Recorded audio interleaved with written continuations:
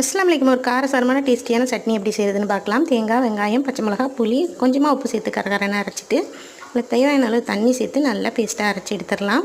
இது எல்லா விதமான டிஃபனுக்கும் சைட் டிஷ்ஷாக சூப்பராக காரசாரமாக இருக்கும். கம்பங்கூழுக்காக நைட்டே களி கிண்டி வச்சுட்டேன்.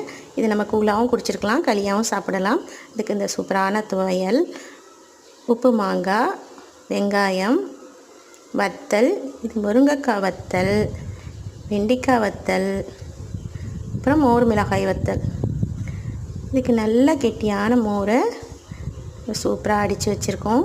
வாரத்தில் ஒரு முறையாவது, அட்லீஸ்ட்டு மாதத்தில் ஒரு முறையாவது இந்த மாதிரி கம்பங்கூழ், ராகிக்கூழ் இதெல்லாம் நம்ம செஞ்சு சாப்பிட்டோம்னா நம்ம குழந்தைங்களும் ஹெல்த்தியாக இருக்கும், நம்மளும் ஹெல்த்தியாக இருக்கலாம். இந்த வெயிலை சமாளிக்க கடைகளில் வாங்கி ஜூஸ் குடிக்காமல் இந்த மாதிரி வீட்லேயே நம்ம கூழ் செஞ்சு சாப்பிட்டோம்னா உடம்பும் குளிர்ச்சியாக இருக்கும், ஹெல்த்தியாகவும் இருக்கும். இந்த வீடியோ உங்களுக்கு பிடிச்சிருந்துச்சின்னா லைக் பண்ணி சப்ஸ்கிரைப் பண்ணுங்கள். தேங்க்யூ ஃபார் வாட்சிங்.